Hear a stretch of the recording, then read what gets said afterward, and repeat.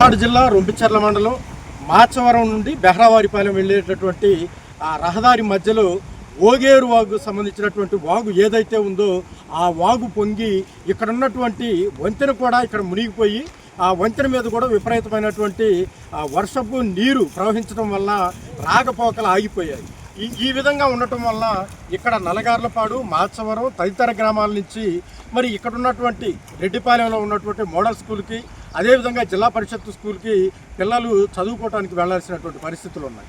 ఒకరోజు వర్షం పడితే 4 రోజులు ఇక్కడ విద్యార్థులు ఆయా స్కూళ్ళకు వెళ్ళలేనటువంటి పరిస్థితులు. అదేవిధంగా ఎవరికైనా ఆరోగ్యం బాగాపోయినా కానీ ఇక్కడ విప్పర్ల రెడ్డిపాలెంలో ఉన్నటువంటి మరి ప్రాథమిక ఆరోగ్య కేంద్రానికి వెళ్ళి చూయించుకోవాల్సినటువంటి పరిస్థితులు ఉన్నాయి. ఇటువంటి పరిస్థితుల్లో ఇక్కడ వంతెన నిర్మించి ఈ ప్రజల కష్టాలను తీర్చాలని చెప్పేసి పల్నాడు జిల్లా కలెక్టర్ గారిని, అదేవిధంగా నర్సరావుపేట ఎంపీ గారిని, ఎమ్మెల్యే గారిని కూడా మరి వినతి పత్రాల ద్వారా మేము కోరడం జరిగింది. మరి గతంలో ఈ వంతెన నిర్మించాలని చెప్పేసి చెప్పడం జరిగింది. మరి ఈరోజు ఆ వంతెన నిర్మించకపోవటం వల్ల మరి వర్షపు నీరు ఎక్కువగా ప్రవహించడం వల్ల ఈ ఓగేరు వాకు ఏ అయితే దగ్గరలో ఆనుకొని పంటలు అయితే ఉన్నాయో ఈ పంటలు కూడా ఈరోజు పూర్తిగా రైతులంతా నష్టపోయినటువంటి పరిస్థితులను చూస్తూ ఉన్నాం.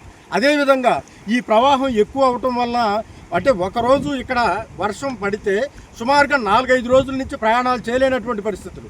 పైనుంచి కొత్తపల్లి, చేజర్ల, కుంతలగుంట, తదితర గ్రామాలు, ఇంకా రెడ్డిపాలెం, విప్పర్ల ఈ గ్రామాల నుంచి ఇటు మాచవరం, నల్లగార్లపాడు మీదుగా నర్సరావుపేట వెళ్తూ ఉంటారు ప్రజలు.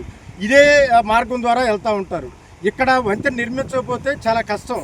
దయచేసి నర్సరావుపేట ఎంపీ గారు, అదేవిధంగా ఎమ్మెల్యే గారు, పల్నాడు జిల్లా కలెక్టర్ గారు ప్రత్యేకంగా ఈ వంతెన మీద దృష్టి సారించి వంతెన నిర్మించాల్సిన అవసరం ఉందని చెప్పేసి సందర్భంగా తెలియజేస్తాం.